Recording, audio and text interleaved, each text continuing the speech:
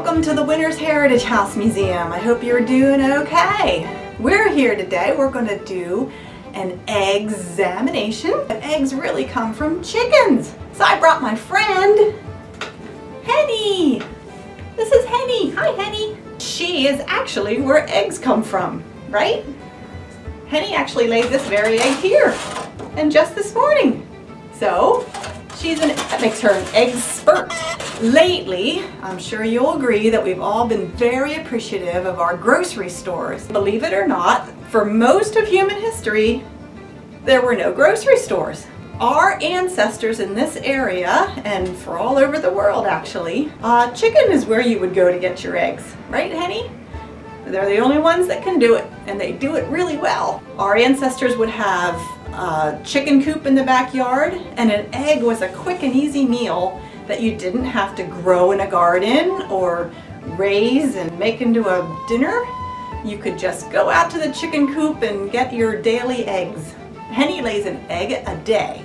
She's a pretty busy chicken, and this time of year they really go crazy laying eggs, don't you? So that's why Easter actually became such a big egg extravaganza. There's lots of eggs in the spring. Colonial people were really good at preserving eggs. They would pack eggs in jars in lard, or they would coat them with varnish just to preserve them for the time of year in the winter when the hens didn't lay quite so well. When an egg is laid, it has a protective coating that Henny puts on there, and that's what keeps that egg super fresh. Eggs! Eggs are awesome! I'm going to let Henny explore the rest of the Heritage House while we go about our part of the Eggsperiment. Ready, Henny? We're going to do this together down the road here. You're going to have to get a plate and maybe a fork and a toothpick and an adult. Probably should get an adult. And we're going to look inside the egg and see what it's made up out of. I know you know what's in there, but have you ever really looked at it up close? They're pretty cool. We like eggs for food, or they will help us make other foods. For instance, you can have a hard-boiled egg for a snack, or you can fry up an egg for breakfast and not add anything to it, and it's delicious. But you can also make a cake, and that needs an egg to make the cake just perfect. Or cookies. And there's eggs in noodles, and there's eggs in lots of things. Eggs are very, very versatile. However, the real purpose of an egg is for growing a chick. That's right. If Henny wanted to have little ones, this is how she does it.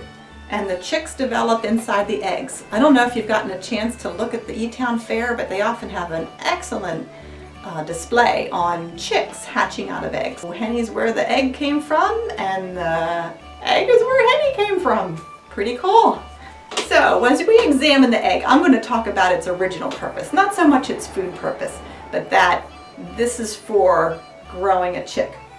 The eggs from my farm and the eggs from the grocery stores would never grow a chick because those hens have never had a rooster in their life. The rooster is needed to fertilize the egg, and then a chick can grow. A hen will lay an egg whether there's a rooster around or not. Sorry, Henny doesn't have a rooster in her life. So she keeps laying eggs, and we keep eating them. But we have to remember that eggs are really for growing little chicks. I'm going to quick show you the parts of the eggs we're going to look at. Of course, there's the shell. That's what we see, the hard part.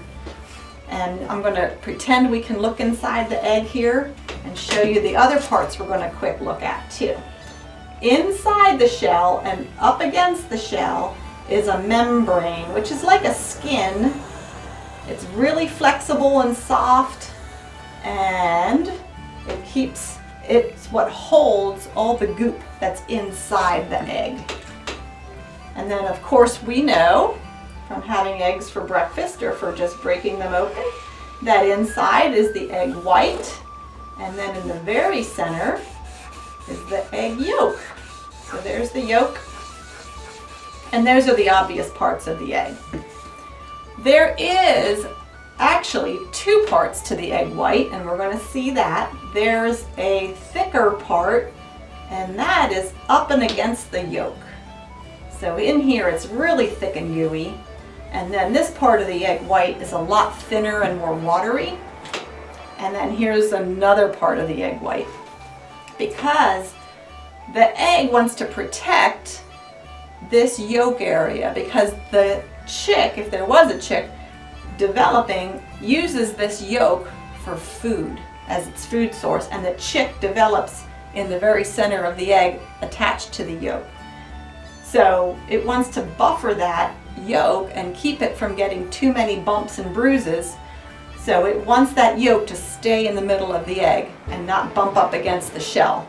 And to do that are these egg whites that are so thick they're like strings. And they are called chalaza. I don't know who came up with that word, but there you have it, chalaza, chalaza. Those are the strings, and they tie from the top of the egg to the top of the yolk, and then they tie from the bottom of the yolk to the air bubble that's down here at the bottom. The membrane doesn't quite touch the bottom of the egg, and I'm going to explain that air bubble in a little bit. So that's what's all inside there, and we're going to see if we can find it. So go get a plate and an egg and maybe a fork and probably an adult. You can hit pause and I'll wait. All right, so you got your egg, and this is a very scientific way of examining something. It's almost like a dissection. We're going to look at the egg and see what's inside, and we're going to talk about each of those pieces. Now, of course, the shell is the outside of the egg, and there's actually little teeny weeny holes in that shell. If you got a microscope or even a really good magnifying glass, you can see that there's holes in that shell, and that allows a growing chick to breathe, believe it or not. Everything that's alive needs air, so that shell will let air in and out of that shell. We're going to break our egg very gently here against a sharp edge. You can see the dent that made, and if I put my thumbs against there, bloop, out comes all the stuff that was inside. All right, we're going to look at all this in here, so go ahead and break your egg open so you can look at yours. You can try and look at mine if you don't have an egg handy at home. All right, first thing we're going to do is look at the shell. And I told you that membrane's in there. Most people don't pay much attention to that when they're breaking eggs open, but it is kind of interesting. And this is that membrane. Do you see? It's like a piece of rubbery paper. So see if you can pull yours apart. And that's slippery on the inside, but it's just interesting. It's just really an interesting piece of membrane here that we have. The chick, as it's developing, is right up against the yolk, but it will grow veins of blood veins out to the membrane of the shell, and that's where it gets its air. Remember, I told you the air can move through the shell, and then this membrane takes it and lets the chick sort of breathe that way as it's growing. Not a lot of air, but just enough to keep that chick in good health as it's getting bigger. Also inside the eggshell, you'll see at the bottom here, I didn't pull the membrane off of here yet, so there's still membrane on this piece of shell. And check this out, there's a bubble. The older your egg is, the bigger the bubble is. This is a very fresh egg, so my bubble's pretty tiny. But what's in there is super cool. The chick is going to grow in here. He's going to get bigger and bigger, and eventually he's going to be packed into this shell, all curled up, just stuffed in there. That's right when he's ready to hatch. But when he's ready to hatch, he doesn't have quite enough energy to do it. He needs a breath of air. And that breath of air is right here in that bubble.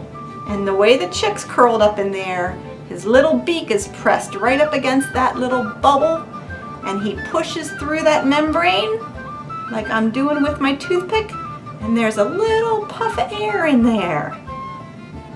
And that's his first breath. That gives that chick enough energy that he can poke his little beak through the shell of the egg and start making his way out into the world. Is that amazing? This egg has thought of everything. All right, and then for the rest of it, you can just look and see what's in here. We're Get this out of the way. But here's our yolk. That's the food source for any kind of chick that was going to grow in here. Like I said, we weren't working with fertilized eggs. These are eggs that were just intended to be eaten, but all the parts are still there.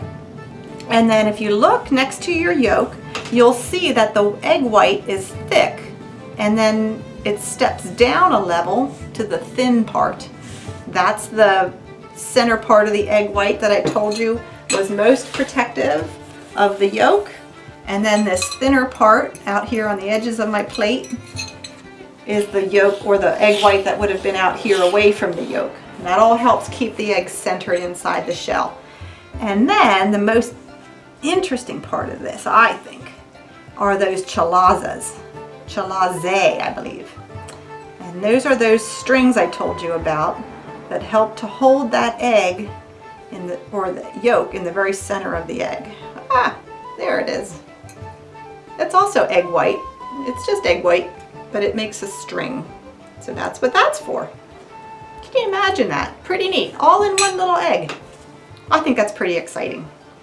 So I hope you enjoyed our examination, and when you eat any Easter eggs that might have been hard boiled, you can do another examination that way too. We couldn't say goodbye without saying goodbye to Henny. Henny really enjoyed the Heritage House. She was checking out the whole place.